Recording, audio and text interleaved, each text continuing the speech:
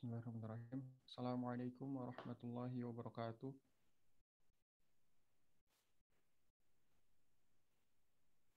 Afwan, suara saya terdengar tidak? Kecil emang. Emang Ismail, Afwan.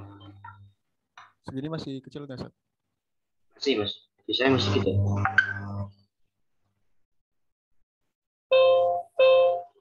Tes.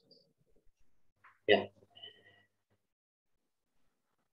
Terdengar ya? Insyaallah.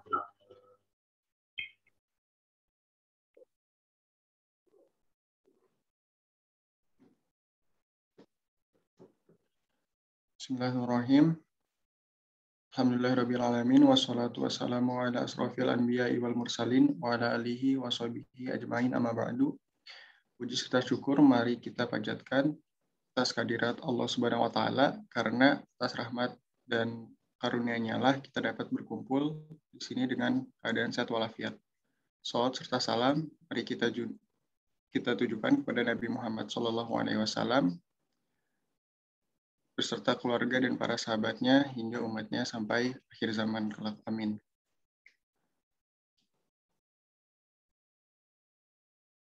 Alhamdulillah, sekarang kita telah bertemu pada pertemuan pertama di Daurah Manzumah Khokaniyah yang akan diampu oleh Ustadz Abid Fatur Rahman Arif Hafizahullah Ta'ala Aswum. Untuk mempersingkat waktu, pada Ustadz Abid Hafizahullah Ta'ala, tempat dan waktu kami persilakan. Ya, baik, terima kasih Kemal. Bismillahirrahmanirrahim. Assalamualaikum warahmatullahi wabarakatuh. Alhamdulillahi rabbil alamin. Alhamdulillahilladzi anzala al-Qur'ana bilisanin arabiyyin mubin. Wassalatu wassalamu ala rasulillahi sayyidil mursalin wa imamil mujahidin wa ala alihi wa sahbihi ajma'in. Allahumma anfa'na bima 'allamtana wa 'allimna bima yanfa'una wa zidna 'ilma ya rabbal alamin. Qala Allah ta'ala fi kitabihil karim, a'udzu billahi minasy syaithanir rajim. Ba'da a'udzu billahi minasy syaithanir rajim. Warattilil Qur'ana tartila. Qala Rasulullah sallallahu alaihi wasallam, khairukum man ta'allama al-Qur'ana wa 'allama. Wa fi riwayatin ukhra, afdalukum man ta'allama al-Qur'ana wa 'allama. Shadaqallahu wa shadaqa rasuluh wa nahnu 'ala dzalika minasyahidin. Baik, sebelumnya saya ucapkan ahlan wa sahlan wa marhaban bikum pada para peserta daurah semester yang diselenggarakan oleh Pesantren Kosan Yayasan Bisa. Semoga dalam pertemuan kita ini dan mungkin juga di grup ya, kita sudah perkenalan singkat ya sesama kita, baik yang ikhwan ataupun akhwat, bisa menambah keeratan kita dan dikumpulkan kita di dalam kebaikan. Sebagaimana Rasulullah mengatakan, "Wa majtama'a qaumun fi baitin min buyutillah yatluna kitaballah wa yatadarasuna bainahum illa nazalat alaihimus sakinah." Ila akhir matn. Tidaklah suatu kaum berkumpul di rumah-rumah Allah. Ya, kalau sekarang kita di Zoom, ya nggak apa-apa. Maka dan dia tidaklah berkumpul itu kecuali dalam rangka membaca ayat-ayat Allah, mempelajarinya. Tidaklah dengan perbuatan itu akan turun rahmat kepada mereka dan akan dilindungi oleh malaikat. Semoga dengan pertemuan yang baik ini kita bisa diistiqomahkan, dan secara khusus kita mempelajari salah satu ilmu di dalam agama Islam, yaitu Al-Quran. Dan secara khusus lagi di dalam ilmu Al-Quran ada ilmu tajwid dan ilmu qiraat. Insyaallah pada kesempatan kali ini Al-Fakir akan menyampaikan tentang materi Al-Manzumah Al-Khokaniyah, atau nama aslinya Qasidah Abi Muzahim Al-Khokhani fi Husnil Ada wal Qurra. Saya sudah share ya PDF-nya, baik yang matannya ataupun yang syarahnya, dan saya juga sudah buatkan PPT dalam bentuk PDF yang semoga itu bisa membantu antum dan antuna sekalian bagi yang belum memahami bahasa Arab ya, karena memang literatur yang ada itu rata-rata bahasa Arab. dan saya mudahkan di situ agar pemahaman yang didapatkan itu dapat tercapai. Baik, mungkin kita bisa langsung ke PPT dulu ya. Jadi sebelum kita masuk ke matan, nanti kita akan baca matanya. Lalu kita akan selang-seling dengan PPT. Seperti itu. Ya, boleh di ini Ismail dibuka di besar.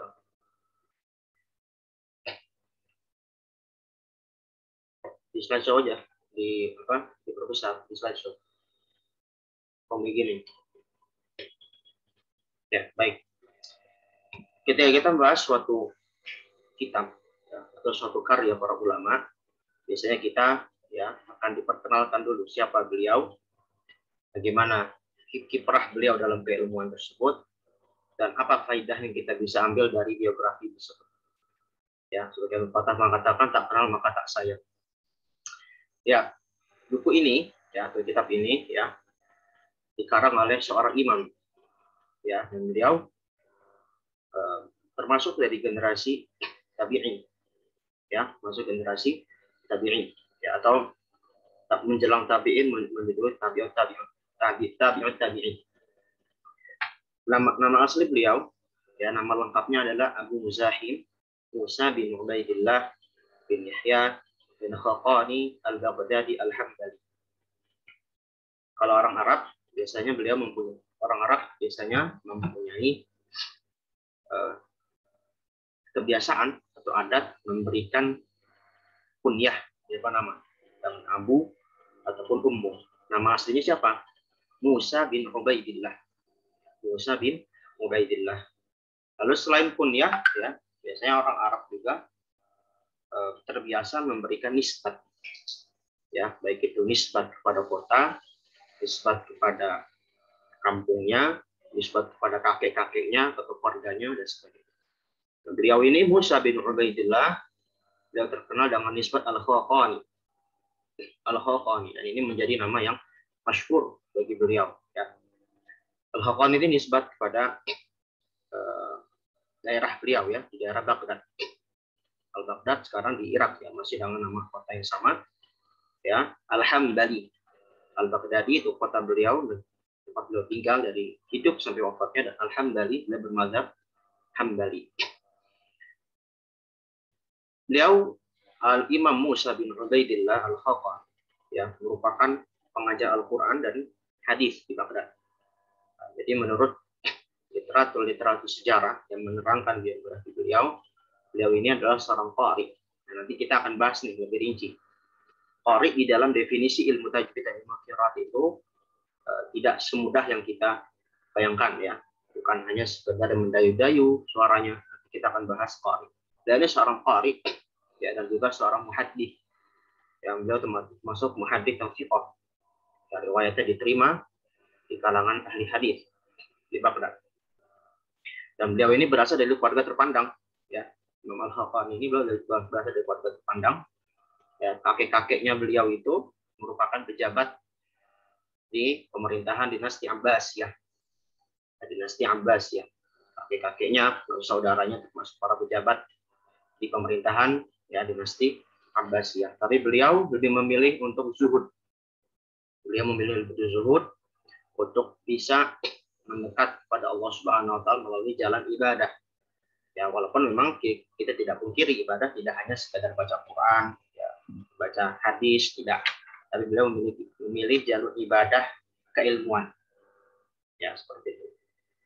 Nah, siapa saja guru-guru beliau? Nah, nanti kita akan banyak mengenal para biografi, para imam-imam, ya. Dan biasanya kalau kita bahas biografi itu penting sekali kita mengetahui siapa gurunya, siapa muridnya. Karena ini nanti akan dinamakan sebagai sanad. Ya, sebagaimana perkataan Imam Abdullah bin Mubarak, al-isnadu min ad-din, walau al-isnad laqala man syaa ma syaa. Ya, sanad itu termasuk bagian dari agama. Kalau tidak ada sanad, maka orang akan berkata seenaknya. Ya, gitu ya. Nah, tapi nanti kita akan juga rinci nih apa definisi sanad, bagaimana sanad dalam Al-Qur'an. Ya, ala kulli hal sanad itu intinya guru. Gitu ya. Jadi kita sebagai seorang muslim thalibul ilmi harus belajar itu dengan guru apapun ilmunya. Cara khusus Al-Qur'an. Cara khusus Al-Qur'an ya.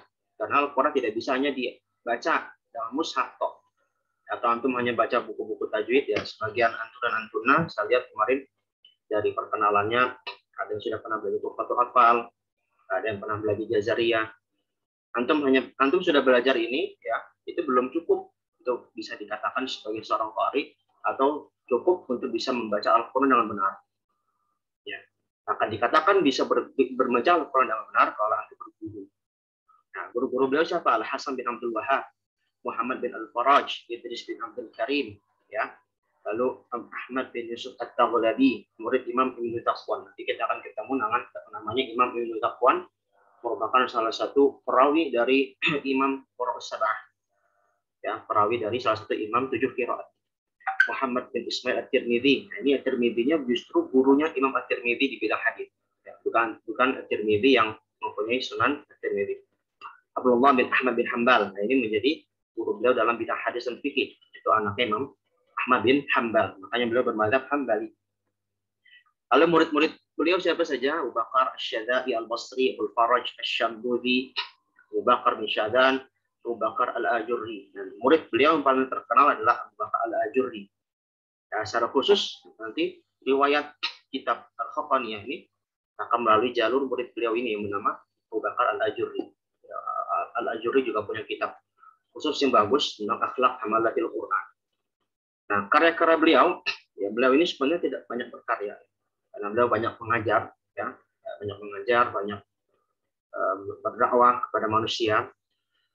Dan karya beliau terkenal itu paling kalau dalam bidang tajwid ya, adalah qasidah ra'iyah fi qurra wa husnil ada atau manzumah hafaniyah.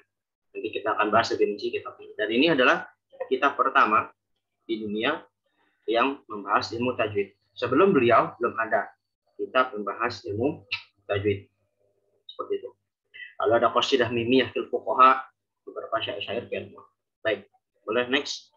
Jadi kita belum masuk matan ya, nanti matan sebentar lagi. Kita masih pengenalan dulu. Baik, setelah kita mengenal profil orang atau profil muallifnya, kita harus mengenal juga bagaimana kitab ini. Kita mau bahas apa sih di kitab ini? Nama aslinya itu adalah qasidah ra'iyah. Ya, atau manzumah ra'iyah fil qurra wa husnil ada. Ini nama asli. Ya. Sebagaimana kalau antum belajar misalnya Jazariyah, nama aslinya apa? Al-Muqaddimah bima yajibu ala qari'ihi an ya'lama. Terus kenapa bisa namanya Hafaniyah? Kenapa bisa namanya Jazariyah? Itu dinamakan oleh orang-orang belakangan biasanya. Untuk memudahkan mengingat namanya ini. Ya. Kalau namanya misalnya qasidah ra'iyah fil qurra husnil ada, ini panjangan ingatnya gitu kan. Untuk mempersingkat biasanya diberikan nama pengarangnya langsung dengan nisbat. Pengarang Al-Hafani berarti namanya Hafani seperti itu. Kenapa dinamakan ra'iyah? Nah, ra'iyah ini karena setiap baitnya nanti ya di ujung baitnya itu berakhir ra. Atau misalnya aqulu maqalan mu'jiban li ulil hijri wala fakhra innal fakhra yad'u ilal kibri wa'allimu fil qawli tilawata 'aidan bimaulaya min syarril mubahati wal fakhri. Belakang riri sampai nanti akhir. Ya, namanya ra'iyah, dan itu dalam syair Arab ya, itu sangat masyhur ya. Kalau ada syair-syair yang berakhirnya misalnya ra'iyah, berarti huruf terakhir ada ra. Ada yang nuniyah, ada yang mutajid dan nuniyah sakhawi. Ada juga nanti lamiyah. Ya. Jadi itu memang masuk khususan di dalam ilmu syair Arab atau ilmu Arab. Manzumah Hafaniyah ini merupakan kitab tajwid pertama di dunia dan menjadi pelopor kitab-kitab tajwid setelahnya. Kita mesti bedakan antara karangan dengan ilmu. Kalau ilmu tajwid itu sudah ada, semua ilmu bahkan bukannya tajwidnya, semua ilmu itu sudah ada dari zaman Rasulullah SAW. Ilmu secara prakteknya atau amalinya, ya. Tetapi secara naluri, ya, secara teori, apalagi secara mudawwan, artinya terkodifikasi.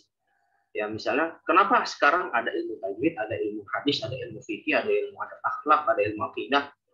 Ya, karena itu dibuat oleh para ulama yang datang setelahnya untuk memudahkan para pembelajar memahami ilmu tersebut. Tetapi prakteknya sudah ada. Zaman Rasulullah SAW ketika Al-Quran diturunkan, ya Al-Quran diturunkan tentunya dengan tajwid, tapi pada zaman Rasul belum ada istilah idgham, belum ada istilah izhar, belum ada istilah iqlab, belum ada istilah mad, belum ada istilah imalah. Ya.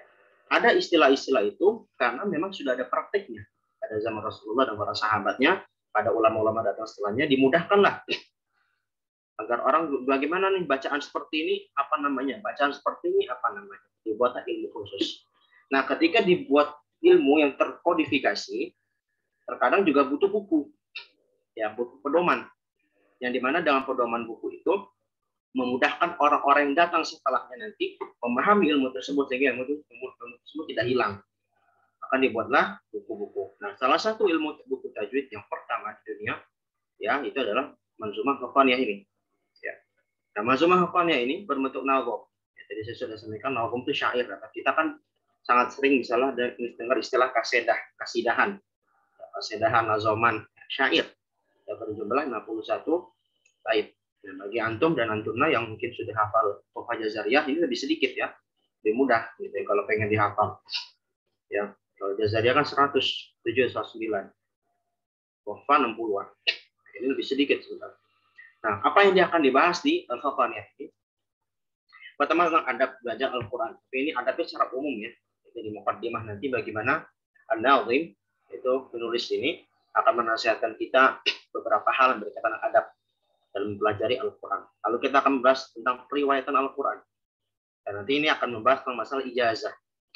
Bagaimana Al-Quran itu bisa dijaga hingga sampai saat ini.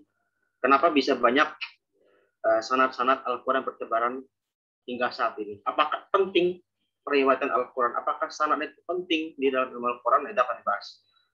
Lalu bagaimana kita harus mengenal para imam qiraat yang 7. Itu a'imah qurra as-sab'ah. A'immatul qurra as-sab'ah. Imam-imam qiraat yang 7 ya. Yang ini nanti menjadi pelopor ya para penulis-penulis setelahnya ya mengambil mazhab-mazhab bacaan tersebut begitu. Lalu ada juga pembagian lahan. Lahan itu apa? Kesalahan baca. Mungkin kita sudah kenal umum, ada kopi, ada jali, nanti beliau rinci. Lalu juga ada kaidah-kaidah tajwid dan waqaf ibtida secara umum. Ya. Nah, di Haqqaniyah ini kenapa dia sedikit 61 bait? Karena memang pembahasannya masih global. Ya. Namanya karya pertama ya. Pasti ya kalau kita misalnya beli bukunya masih launching pertama kali kan biasanya masih banyak kesalahan ya. Masih banyak kekurangan, masih banyak hal-hal yang mesti ditambah dan dikurangi gitu atau dikoreksi. Begitu pun dalam Haqqaniyah ya, ini karena beliau seorang manusia pula, ulama tapi manusia biasa, tentu punya kekurangan, punya kesalahan. Ya. Nah, di dalam manzumah ini ya pembahasan tajwidnya belum komprehensif sebagaimana kalau kita belajar Jazariyah atau belajar Tuhfah. Makanya nanti saya tidak akan membahas juga mendetail. Ya, paling beberapa hal saya akan panjang lebarkan, tetapi sesuai yang ada di dalam manzumah atau turunan dari pembahasan itu, tidak akan melebar kemana-mana. Contoh mudah, misalnya di dalam manzumah Haqqaniyah ini tidak dibahas tentang makhraj dan sifat huruf secara detail. Berbeda kalau kita belajar Jazariyah misalnya.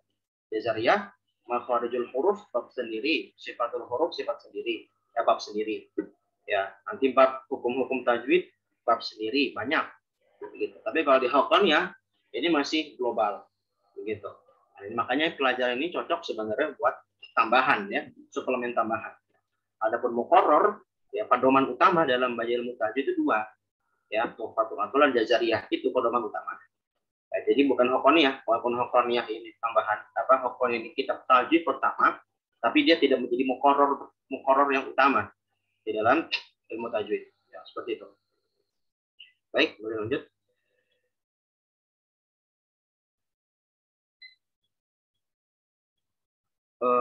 Coba lewat. Kayaknya kelewatan itu ada hal yang.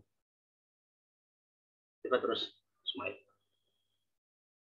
Sebelumnya. Kayaknya ada yang lewat ya. Coba terus. Sebelumnya yang ini yang pertama, slide pertama. Coba terus. Ya, next.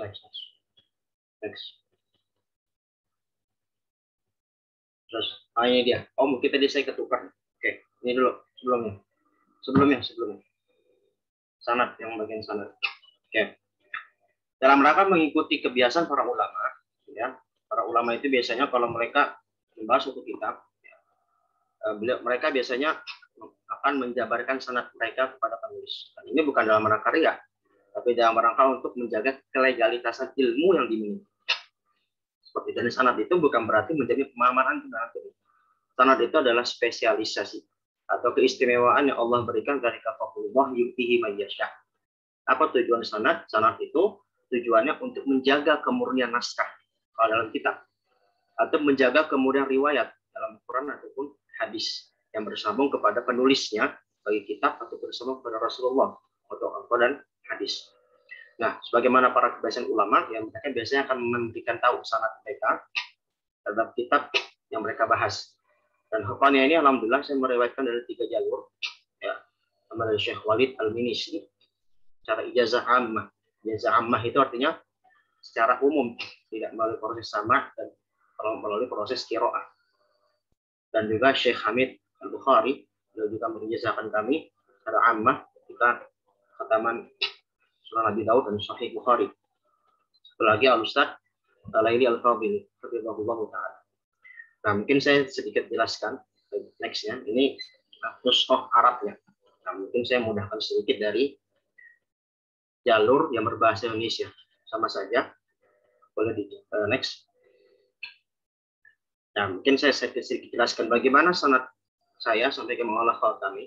Nah, ini sanad yang saya buat dari bahasa Indonesia untuk memudahkan antum semua. Jadi Imam Al-Khatami meriwayatkan manzumah Hukmani ini kepada Imam Abu Bakar Al-Ajurri. Ya, Al-Ajurri ini merupakan murid utama. Ya, yang tadi saya bilang murid utamanya murid utamanya Al-Imam Al-Khatami. Nah, makanya nanti riwayat kita, ya bagi antum nanti yang mau dapat sanad dengan hafalan, akan bersambung ke jalur Al-Ajurri. Al-Ajurri menurunkan sanad kepada Al-Ma'dal, kepada Al-Razzaz, kepada Al-Hamdani, kepada Abu Bakar Muhammad, Al-Fahran Al-Bukhari, kepada Abu Hafs Al-Marawi, kepada Al-Aiz bin Qurat. Al-Aiz bin Qurat itu nggak kelihatan ya itu. Al-Aiz bin Qurat itu kepada Imam Syekhul Islam Zakaria Al-Ansari. Zakaria Al-Ansari ini ma'ruf dalam berbagai riwayat. Beliau juga merupakan murid dari Syekh Al-Imam Ibnu Hajar Al-Asqalani.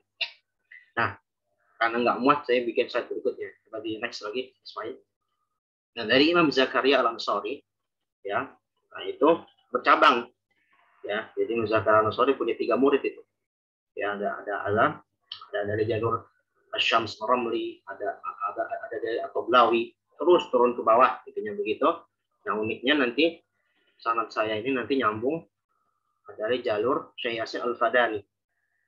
Ya, jadi alhamdulillah sanad ini bisa nyambung ke Syekh Yasin Al-Fadani kepada muridnya Kiai Haji Almarhum Maimun Zubair rahimahullah.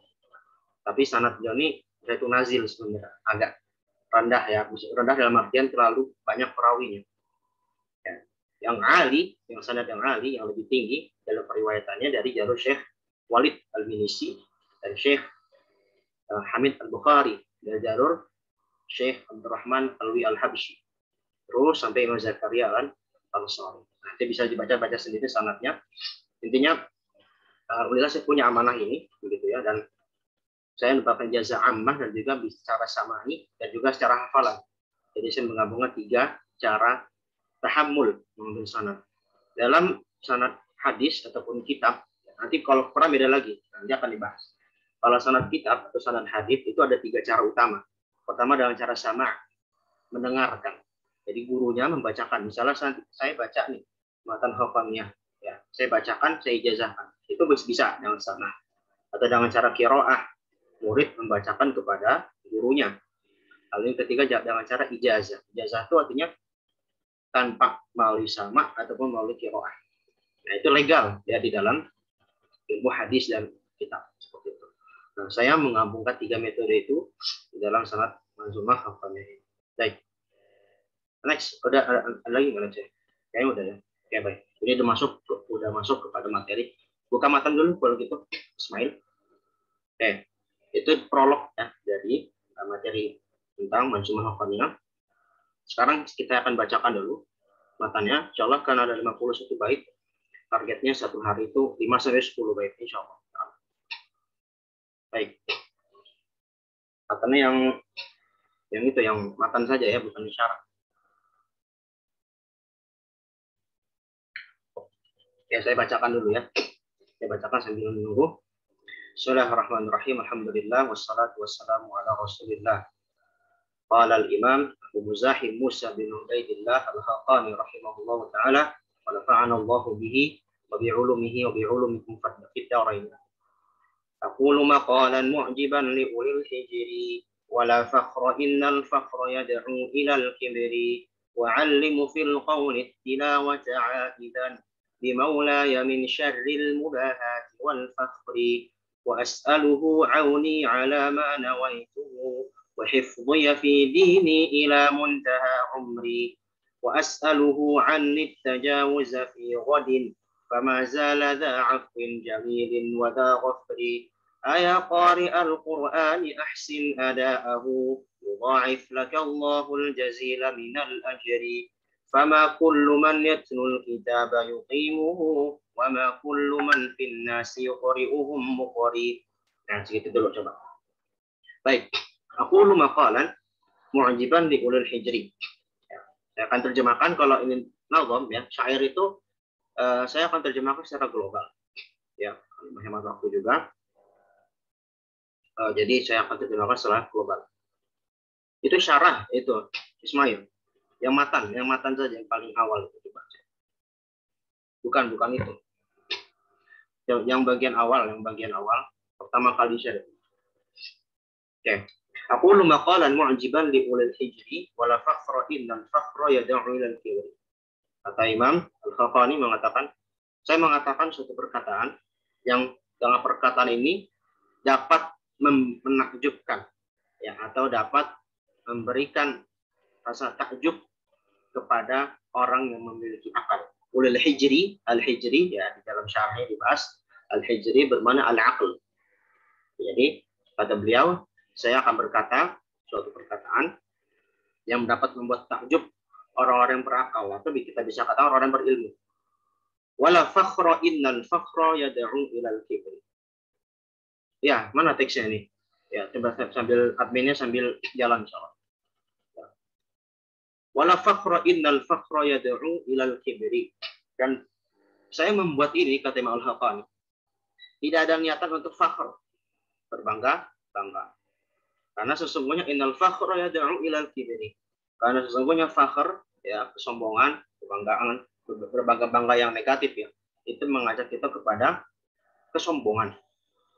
Nah, ini nasihat pertama. Jadi beliau di bait pertama saja ini tentang adab. Bagaimana kita sebagai seorang muslim, sebagai talibul ilmi harus membekal diri kita dengan sifat tawadhu. Ya, apalagi ketika kita membuat karya, ya, ketika membuat nasihat, ya, maka hendaklah hal pertama yang kita harus lakukan apa? Kalau menurut menghafali wala fakhra innal fakhra yad'u ilal kibri. Jangan terlalu berbangga-bangga. Jangan terlalu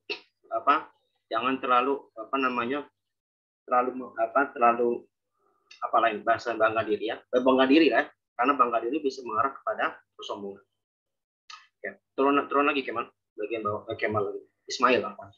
Ingat Kemal terus ya. Bawah, bagian bawah lagi. Nah, ini ya matanya. Ya, bisa digedein lagi biar kelihatan.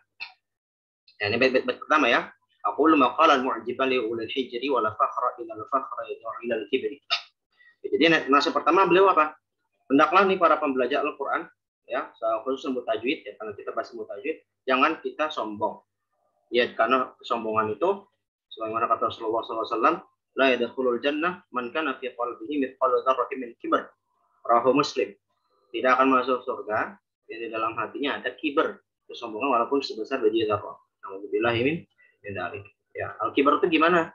Al-kibr taqarul haqqi wa ghamtun nas. Kesombongan itu apa? Kita menolak kebenaran dan meremehkan manusia. Ya, jadi kita nih nasihat pertama, ya, ini nasihat beliau, adab yang beliau sampaikan adalah kita jangan fakhr. Kalau fakhr itu ya yad'u ilal kibri. Nah, bait kedua, wa'allimu fil qawli tilawata 'aidan bi maulaya min syarril mubahat wal fakhri. Nah, di dalam nazom ini saya akan mengajarkan wa'allim, allama yu'allimu, mengajarkan suatu perkataan tentang tilawah Al-Qur'an. Jadi beliau akan mengajarkan suatu perkataan untuk kalimat yang akan membahas tentang masalah tilawah.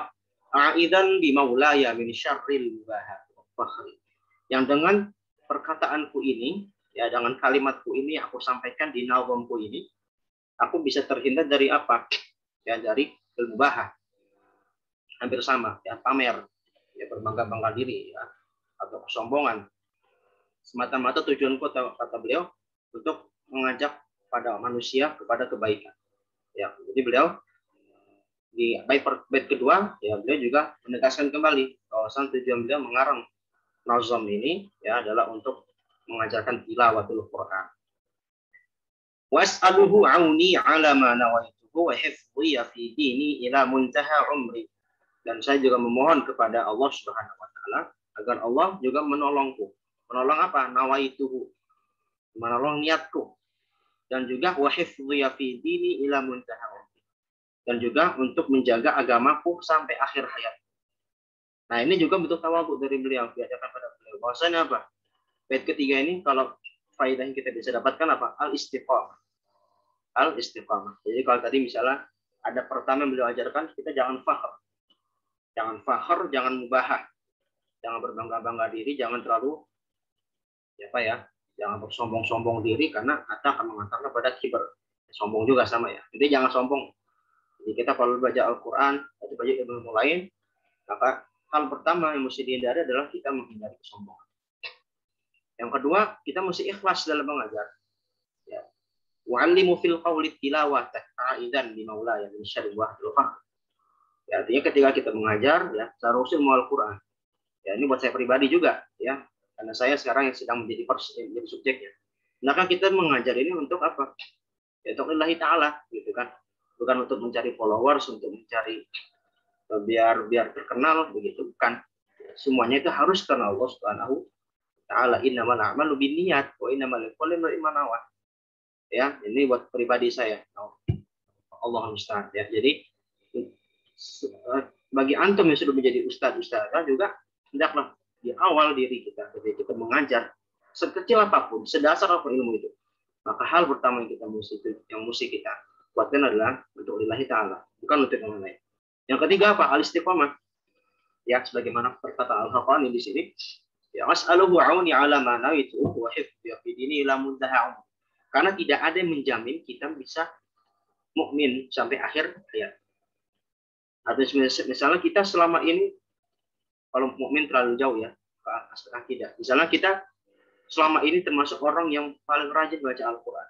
Kita seorang qari, kita seorang hafidh, kita seorang muqri, kita seorang yang diakui baca Al-Qur'annya, pintar ilmu syar'i.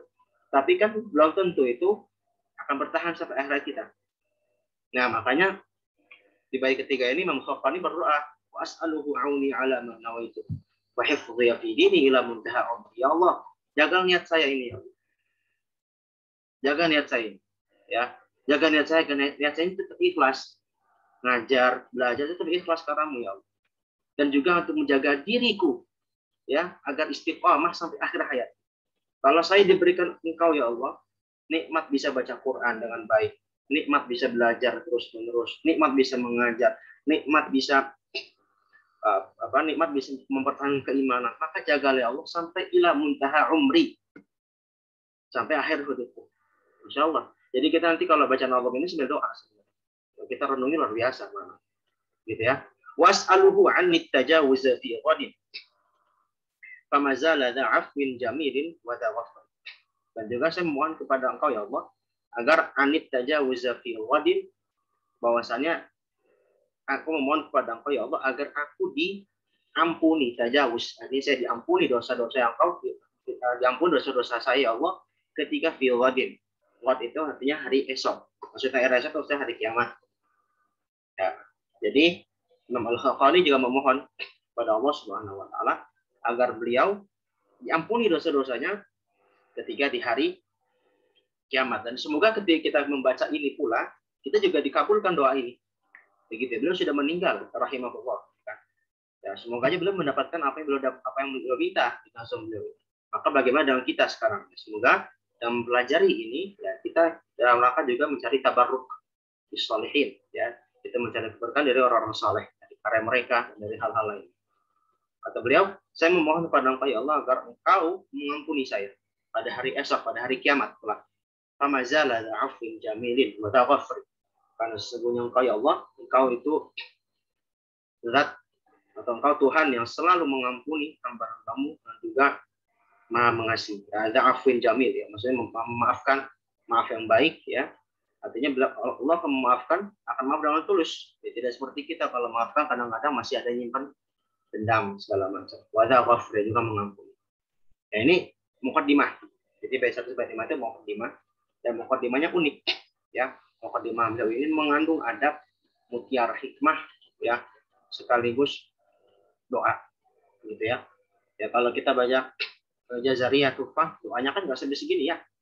Ya kalau Jazariyah yaqulu raji'ah bi rabbil sami Muhammadun Jazari Syafi'i alhamdulillah wa sallallahu, bahkan nggak ada doanya mungkin ya. Ya paling hanya tahmid dan selawat seperti itu.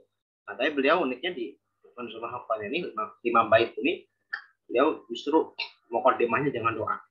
Ya, dengan doa. Jadi tadi saya bisa simpulkan sedikit adab ini, saya nggak masukin PPT karena ini maklum ya. Jadi intinya hal pertama ya, kalau kita ambil poin faidah dari 5 bait ini saja. Ya ini bab muqaddimah ya, belum masuk inti mafil tajwidnya.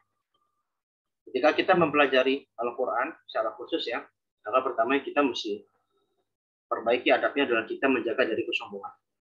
Jangan sampai kita sombong. Ya, antum nanti misalnya diberikan kefasihan dalam mengucapkan huruf-huruf, diberikan kelancaran dalam hafalan, maka jangan sombong karena semua itu adalah dari fadlullah yu'tihi man yasha. Karena semua itu adalah karunia Allah berikan sesuai yang Allah inginkan. Begitu.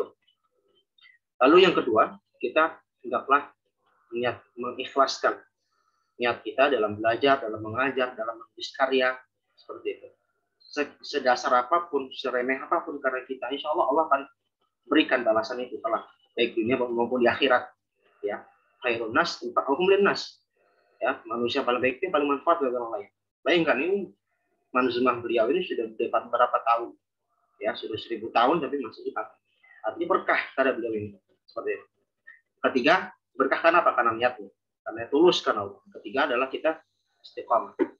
Jaga keistiqomahan kita sampai akhir hayat. Yang keempat, jangan merasa kita selalu merasa berdosa kepada Allah. Selalu memohon ampun kepada Allah Subhanahu wa taala. Nah, ini mutiara-mutiara nih.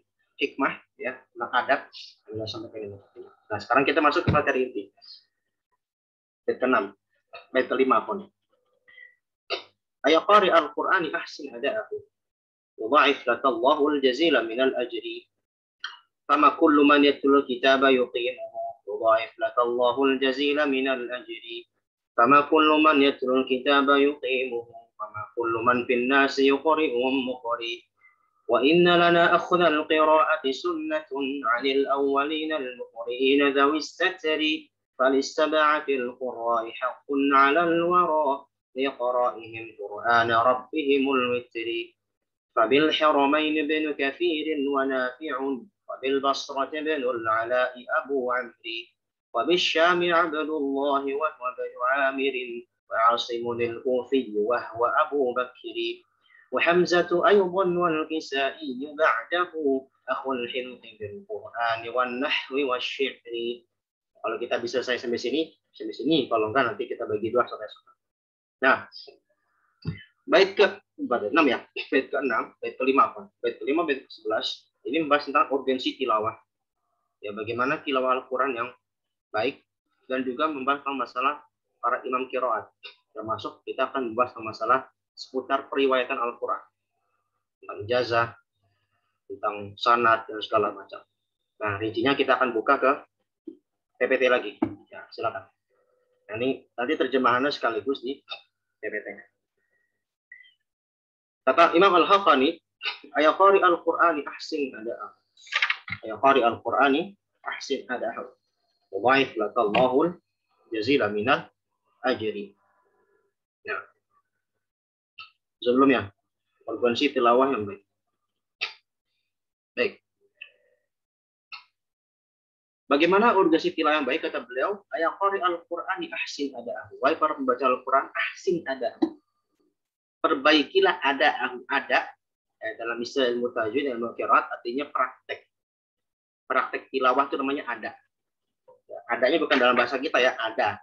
Ini ada pakai hamzah, ada. Ada itu adalah praktek. Ya, praktek bacaan Al-Qur'an namanya ada. Ahsin ada. Perbaikilah praktek bacaan Quran. Yudhaif lakallahul jazila minal ajri. Karena sesungguhnya dengan memperbaiki bacaan Al-Quran, Allah akan melipat gandakan pahala. Dan ini sesuai ya dengan apa yang Allah sampaikan di dalam surat Al-Baqarah ayat 121. Allah berfirman, A'udzubillahi minasyaitonir rajim. Alladzina atainahumul kitaba yatlunahu haqqa tilawatihi ulaika yu'minuna bihi. Wa may yakfur bihi fa ulaika humul khasirun. Orang-orang yang telah kami berikan Alkitab, yakni Al-Quran kepadanya, mereka membaca dengan haqqa tilawati. Mereka membaca dengan haqqa tilawati. Dengan sebenar-benarnya bacaan. Ulaika yu'minuna. Mereka itulah orang-orang yang beriman. Nah, sekarang menurut Imam Ibnu Katsir, dalam tafsirnya, ya, makna haqqa tilawati itu apa? Dia mengutip perkataan Ibnu Mas'ud.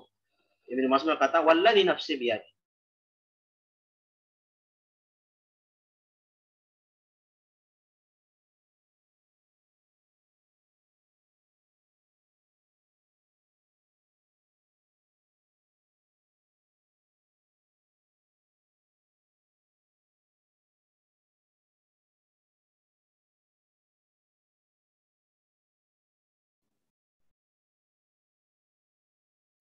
Sepertinya terputus.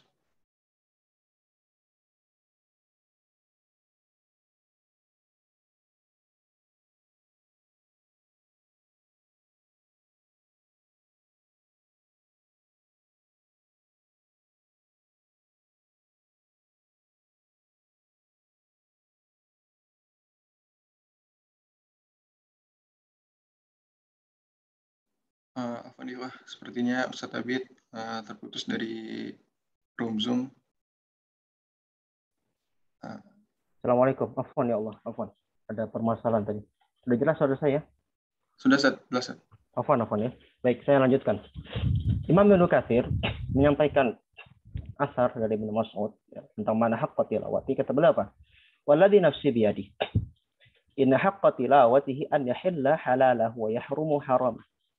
Ya, wa yaqra'u kama anzalallahu wa la yuharriful kalim an mawadhi'ihi wa la yata'awwalu syai'an ala ghairi ta'wil. Ya, saya sudah buat ringkasan maknanya tentang mana haqqa tilawati. Yang jadi poin kita sebenarnya yang pertama, yang mana? Yang kedua ya. Yang pertama kata beliau apa? Inna haqqa tilawati an yahilla halalah wa yuharrima haramah. Pertama menghalalkan haram, menghalalkan yang haram artinya kita mengamalkan ya, ketika Al-Quran yang bilang halal itu haram, maka kita amalkan itu. Artinya kita mengamalkan kandungan Al-Quran. Ya, tidak beriman yu'minuna bi ba'din wa yakfuruna bi ba'din.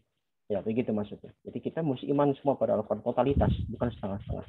Itu pertama mana haqqa tilawah. Yang kedua kata Ibnu Mas'ud, haqqa tilawah itu adalah wa yaqra'u kama anzalallahu bihi. Kama anzalallahu. Wa yaqra'u kama anzalallahu. Membaca Al-Quran sebagaimana Allah turunkan. Artinya apa? Membaca, cara bacanya. Cara bacanya sebagaimana Allah turunkan.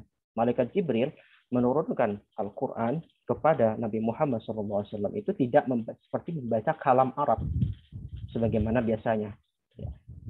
Tapi dengan tajwid, dengan baik, dengan benar. Ya, ada keindahan di situ. Ya, makanya kan orang-orang kafir Quraisy mendengar Al-Quran itu luar biasa takjub. Dari sisi bahasanya, dari sisi balaghah, dari sisi tajwidnya, bagaimana ada hukum-hukum yang terselubung di dalam bacaan itu. Itu mana haqqa tilawati. Intinya di haqqa tilawati kita mengamalkan kandungannya, lalu kita membacanya dengan tajwid. Gitu ya, dan hukum-hukum yang akhirnya hukum-hukum tajwid itu kan dibuat belakangan oleh para ulama tabi'in. Ya, bagaimana bacaannya benar sesuai sebagaimana Rasulullah ajarkan dan para sahabat. Yang ketiga apa? Wala yuharriful kalimat an mawadhi'ihi wa la yata'awwalu syai'an ala ghairi ta'wil. Jadi enggak merubah-rubah kata-kata di dalam Al-Qur'an dan menafsirkan atau mentakwilkan sesuai yang bukan takwil tanpa ilmu. Artinya kalau kita bukan ahli ilmu tafsir, kita bukan ahli ilmu Al-Qur'an, maka jangan sembarangan mencomot-comot ayat untuk kepentingan kita semua. Nah, jadi pembahasan kita haqqa tilawati saatnya apa tadi? membaca wa yaqra'uhu kama anzalallah. Ya, jadi ini Imam Al-Haqqani rahimahullah taala mengambil dalil dari ini sebenarnya. Ahsin adahu mudha'if lakallahu al-jazila minal ajri. Jadi kita memperbaiki bacaan Al-Quran termasuk perintah Allah, perintah Rasulullah SAW. Oke, baik. Boleh next.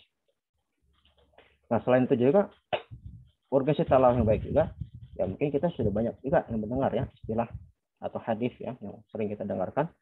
Rasulullah SAW bersabda, "Al-mahiru bil Quran ma'as-safaratil kiramil bararah.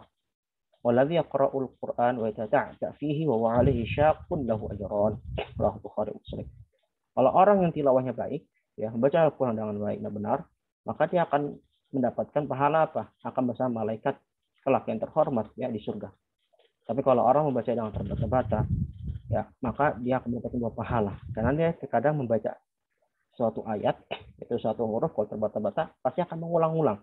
Dengan mengulang-ulang itu, maka bisa berlipat ganda pahalanya. Bisa 2, bisa 3, bisa 4. Tapi ini ingat, bukan berarti antum atau antuna ya yang masih terbata-bata membiarkan diri dengan terbata-bata. Ya, jangan sampai kita menjadi kaum yang minimalis. Yang penting sudah bisa baca walaupun masih terbata-bata. Toh terbata-bata dapat pahala 2. Ya. Kenapa enggak lihat pahala yang lebih besar? Kalau kita al-mahiru bil Quran, kalau kita mahir baca Quran, kita akan bersama as-safaratil kiramil baror yang jauh lebih besar dari 2 pahala. 2 pahala yang dilipat gandakan bagi orang yang membaca dengan yata'ata, dengan terbata-bata. Ya, makanya kita tuh kalau menjadi seorang muslim, jadilah kaum yang maksimalis. Jadi kaum yang bersungguh-sungguh fastabiqul khairat. Tujuannya apa sih ya? Baik yang mahir atau yang terbata-bata, ya membaca Al-Quran dengan mahir atau terbata-bata tujuannya untuk amal. Ujung-ujungnya seperti itu. Ya, tujuannya untuk amal. Ya, dengan kita mengamalkan Al-Quran, maka nanti kita berhak mendapat predikat apa? Hamalatul Quran. Ya, begitu. Bukan sekedar hafadzul Quran. Nanti ada perincian juga. Bagaimana kita membedakan antara hamalah dengan hafiz, dengan qari. Istilah hafiz, qari ini sekarang terlalu mudah sekali ya di pasaran ya. Tapi ternyata dalam ilmu tajwid pun, ilmu qiraat pun juga dibahas bahwa istilah ini justru istilah yang sangat urgen sekali. Yang bisa dibedakan dan juga hakikatnya. Baik, boleh terus.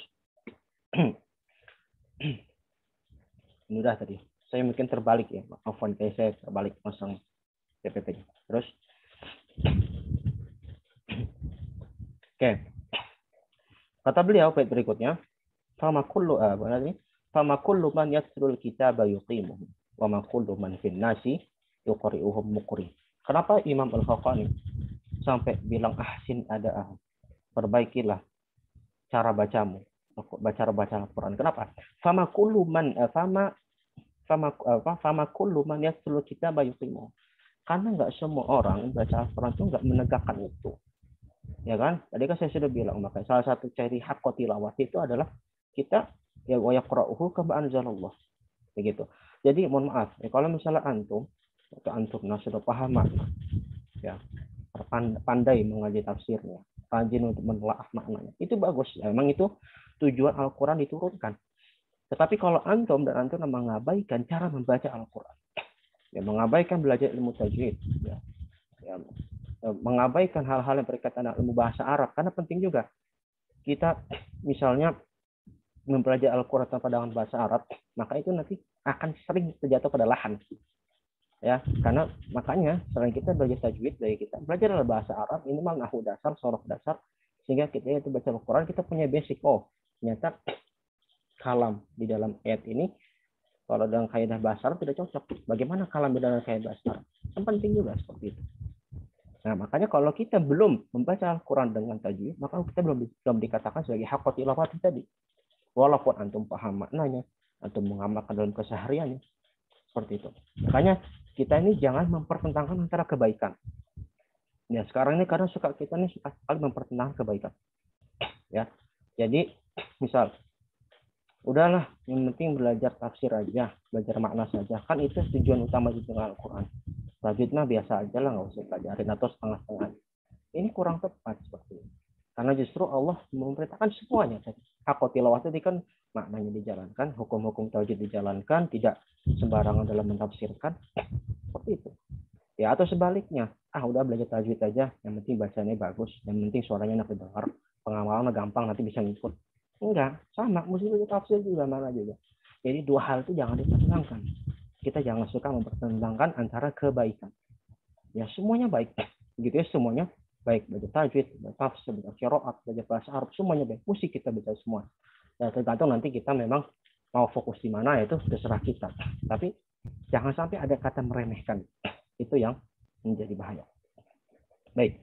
Fama kullu man yatul kitab yuqimuhu wa kullu man fin nasi yuqri'uhum muqri. Dan tadi kalau dari aspek membaca Al-Qur'an secara umum. Jadi kata Imam Al-Lakhani, enggak semua orang baca Quran itu mendapatkan hukum tajwid. Itu dari sisi apa? Dari sisi orang umum. Kita termasuk ya para pembelajar, secara khusus para pembelajar Al-Qur'an. Secara khusus lagi adalah sekarang fama kullu man fin nasi yuqri'uhum muqri. Enggak setiap orang yang ngajar Quran itu disebut muqri. Nah, sekarang apa itu muqri? Nah, muqri. Nah, ini mungkin ada beberapa slide tentang masalah qari dan muqri. Nah, sebelum masuk ke definisi muqri, kita akan coba sedikit kupas ya. 3 golongan qari. Yang ini disebutkan oleh Imam Al-Jazari di dalam kitabnya An-Nashr fil Qira'at al-Ashr. Imam Al-Jazari mengklasifikasikan 3 qari. Qari di sini ada secara logotan istilahan. Ya, secara logotan dan istilahan. Kalau secara logotan, qari itu yang membaca Quran. Jadi kalau nanti misalnya kita setelah ini baca Quran, kita qari. Itu secara logoh. Tapi secara istilah nanti beda. Nah, ini nanti menjadi perbedaan antara istilah qari yang biasa kita dengar dengan yang apa yang ada di kalam para ulama. Nah, 3 golongan para qari ini adalah qari umum ya, secara logoh. Pertama, kata Imam Ibnul Jazari dalam An-Nashr dikatakan, pertama muhsin ma'jur. Yaitu apa? Muhsin itu baik, ya. Muhsin itu baik. Ma'jur itu dapat pahala. Jadi orang baik dapat pahala, gitu maksudnya. Jadi pertama qarinya itu orang baik dia dan dapat pahala. Gimana kriterianya? Bacaannya bagus, mengamalkannya sehingga dapat kebaikan. Jadi bacaan dia sudah hukum tajwid, dia mengamalkannya, insya Allah dapat kebaikan. Ini yang ideal. Yang kedua, kata Imam Jazari dalam Nashrnya, musiun asim.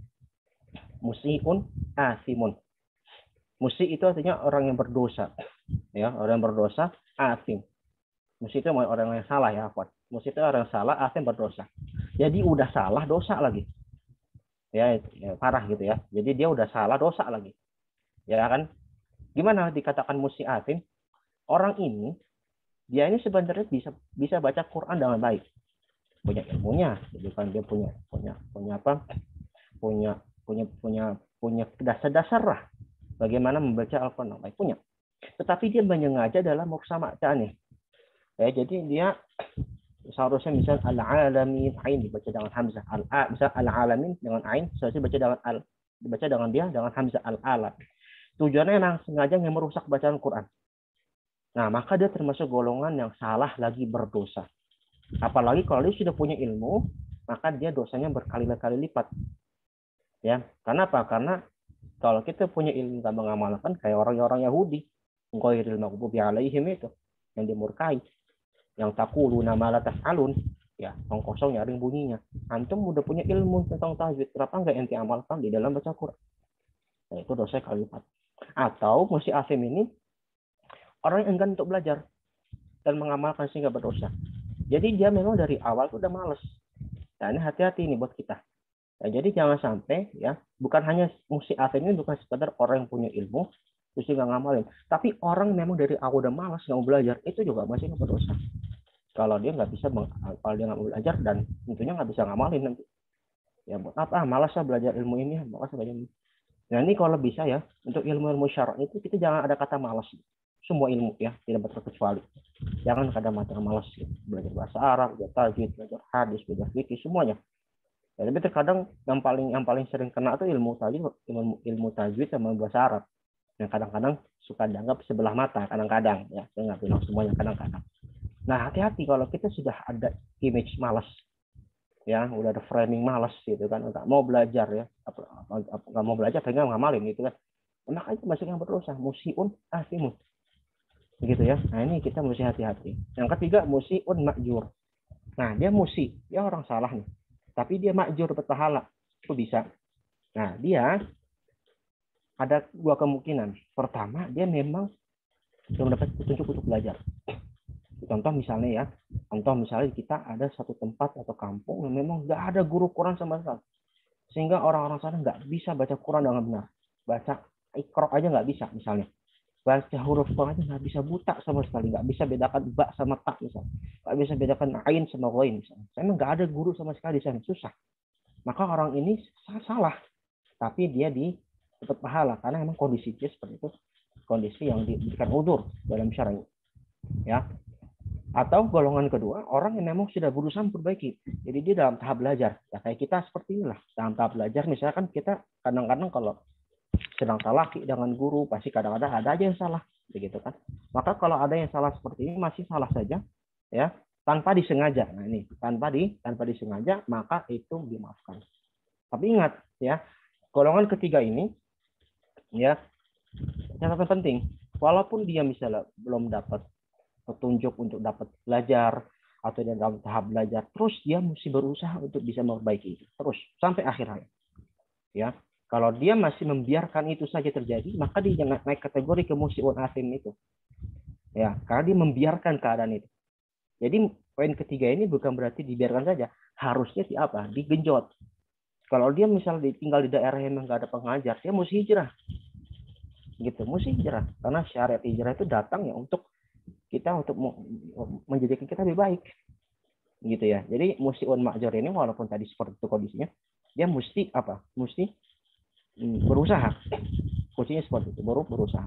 Kalau nggak berusaha, dia bisa naik tingkat jadi musiun asim. Ya semoga Allah Subhanahu wa taala ya menganugerahi kita ini dengan golongan pertama nih, muhsin ma'jur, begitu ya. Baik. Dikit lagi mungkin ya. Mungkin nanti pembahasan Imam Qiraat insyaallah mungkin esok hari insyaallah. Nah, sekarang ini tadi berkaitan tentang masalah mukri, ya, masalah mukri. Mukri itu dari kata qari, ya, asal katanya qara'a yaqra'u, ya, Qur'anan. Masdar harus jadi isim fa'il jadi qari mukri. Nah, dalam ilmu tajwid, ilmu qiraat termasuk juga qari ini secara istilahan. Ya, kalau secara istilahan itu qari itu siapa? Yang hafal Quran dan menguasai qiraat bahasa Arab, makna dan pengamalannya. Itu secara istilahan. Ya, jadi qari itu bukan sekedar bukan sekedar yang bisa bacaannya bagus-bagus. Bisa dengan langgam-langgam tertentu. Ya, tidak dengan makomat tertentu. Di sini saya tidak mengkritik makomat dan lagu ya, tapi memang definisinya mesti diluruskan kalau secara istilahan. Ya, karena qari secara istilahan dalam ilmu tajwid dan ilmu qiraat itu ya man hafizal Quran wa ya'lamu qira'atahu. Yang dia menghafal Quran, mengetahui qiraat-qiraatnya, mengetahui apa sih qiraat itu, nanti qiraat mungkin besok ya. Khilaf bacanya. Jadi misalnya bacaan ini seperti ini, tapi ada juga ilmu lain baca seperti ini. Namanya qiraat, khilaful qiraat, khilaful riwayah wa khilaful qiraat. Mengetahui juga wujuhul i'rab, mengetahui bagaimana i'rab kata tersebut dalam sisi bahasa Arab dan dari huruf i'lalnya bagaimana, tahu dia bagaimana pemanaannya. Kalau dalam ulumul Quran juga tahu wujuhan nadhairnya. Itu qari. Begitu. Jadi istilah qari itu tidak sesederhana yang kita ketahui selama ini. Tapi kalau dibilang logotan secara bahasa, qari baca Quran boleh. Tapi kalau istilahan ini definisi seperti ini.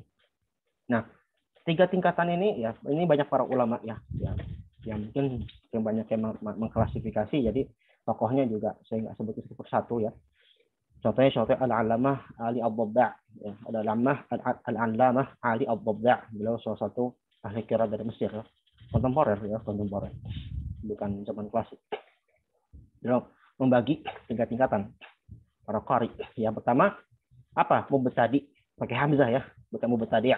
Nanti kalau mubtadi' ada lagi. Mubtadi dengan hamzah. Mubtadi artinya apa? Tingkatan yang masih beginner, masih awal. Qari yang pertama itu qari mubtadi, artinya dia minimal telah membaca 3 qiraat secara ifrad. Ifrad itu maksudnya secara periwayat. Ya, nanti kita akan bahas insyaallah besok tentang qiraat. Jadi kalau dalam misalnya qiraat Imam Asim punya dua rawi, Syu'bah dan Hafs.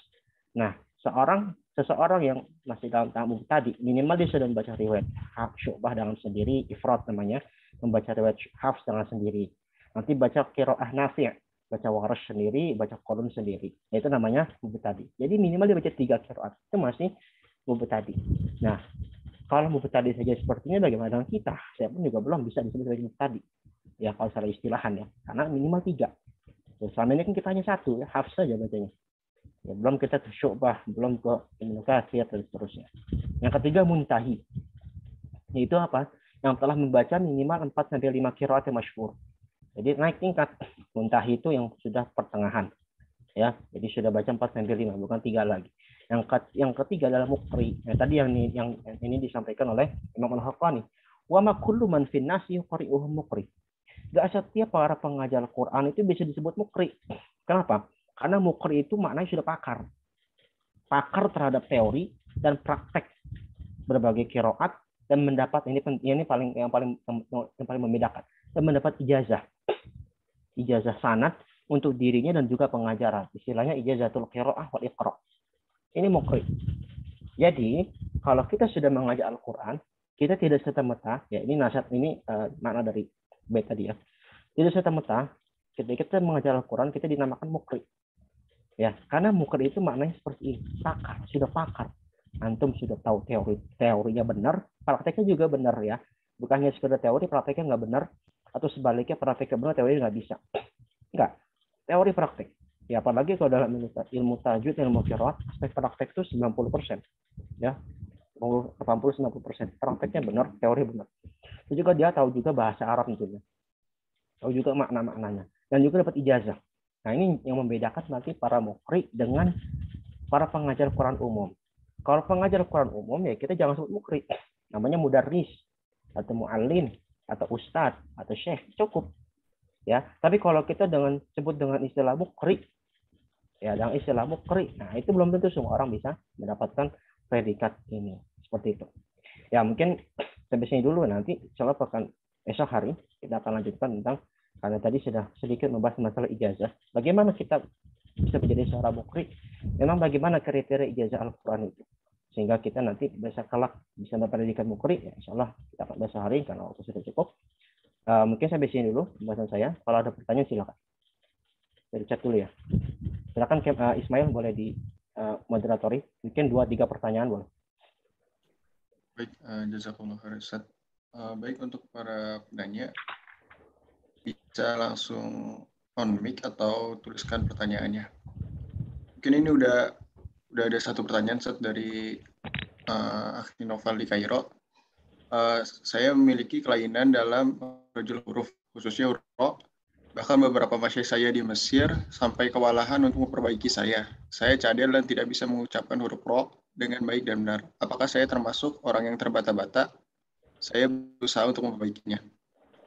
Enggak, antum enggak terbata-bata ya. Labib Noval, ahlan wa sahlan, marhaban bikum. Apa namanya? Antum enggak terbata-bata. Terbata-bata itu kalau mohon maaf, misalnya kita baca a'udzu billahi mina, itu terbata-bata seperti kira-kira. Ya Mas, itu juga masih terlalu cepat sebenarnya. Kalau mohon maaf ya, kalau kita mungkin sebagai orang tua kita yang mungkin belum mengajar ngaji dulunya, ya itu terbata-bata seperti itu. Yang agak sulit mengeluarkan huruf sih sulit. Mulai terbata-bata. Nah, mungkin kalau dari deskripsi yang saya sampaikan tadi, itu masuknya kemana? Antum masuk ke kategori musiun ma'jurun. Ya, antum salah. Ya, ro misalnya, antum belum benar dengan ucap huruf ro. Ya, tapi antum berusaha untuk belajar. Nah, antum insyaallah tetap berpahala. Karena antum terus belajar. Dan huruf ro dalam bahasa Arab itu tidak seperti R kita ya. Misalnya, mohon maaf ya, misalnya ular melingkar, itu kan R kita. Dalam bahasa Latin itu, dalam bahasa Arab nggak sempat seperti itu. Misalnya nanti ro itu punya sifat takdir, ya punya sifat tafkhim, punya sifat tarqiq. Artinya ro itu nanti makhrajnya, makhraj huruf ro itu tidak sama dengan makhraj huruf ro yang dalam bahasa Latin. Ya, nanti praktiknya insya Allah kita akan bahas di sesi berikutnya. Intinya antum ya, selama antum berusaha ya tidak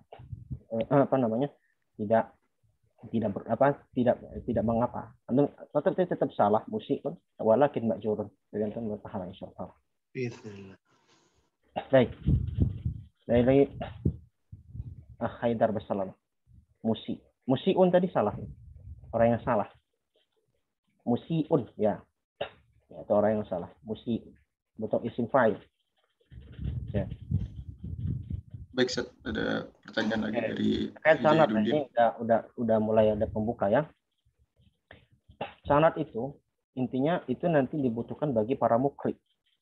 Ya, jadi nggak semua pengajar Quran itu butuh sanad. Kalau antum pengajar Quran yang mohon maaf misalnya tingkat TK, SD, SMP atau pondok yang dasar ya, antum tetap bisa disebut sebagai pengajar Al-Quran, sebagai ustadz, sebagai mudarris, muallim, tapi tidak ada kewajiban punya sanad. Karena sanad itu nanti saya bilang ini sebagai keistimewaan bagi orang-orang yang khusus juga. Ya, kalau antum pengen punya sanad itu nanti harus dalam tahapan sebagai mukri nanti teman.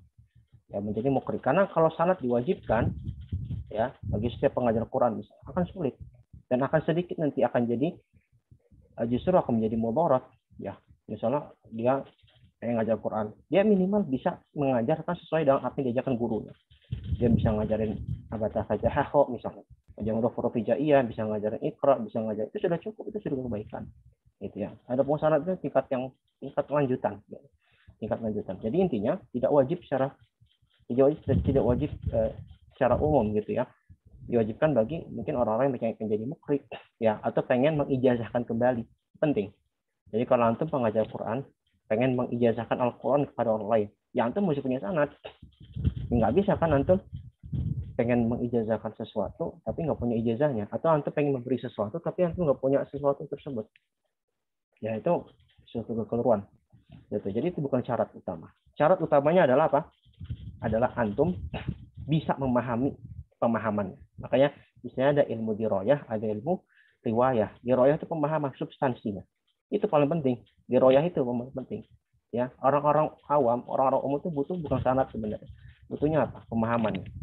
Bisa ngajarin makharijul huruf, bisa ngajarin sifatul huruf, bisa ngajar ahkamu tajwid, bisa mengenalkan istilah mat, waqaf ibtida, itu yang dibutuhkan. Ya, adapun sanad itu adalah tambahan dan keistimewaan yang Allah dzalika fadlullahi yu'tihi may yasha. Karunia Allah yang diberikan kepada siapa yang dia kehendaki. Allah. Ya, terakhir ya. Dari akhwan mungkin boleh satu kalau gitu. Kesulitan mendengar, khususnya menyuarakan nada. Saya kurang paham Mas Faris nih.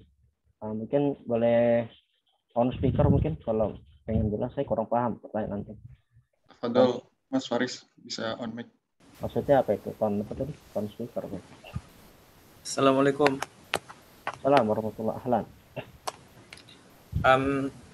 Saya jadi punya masalah berkaitan dengan suara saya dan pendengaran saya. Jadi saya itu tergolong ke dalam orang-orang yang memiliki gangguan gitu, namanya tone deaf gitu.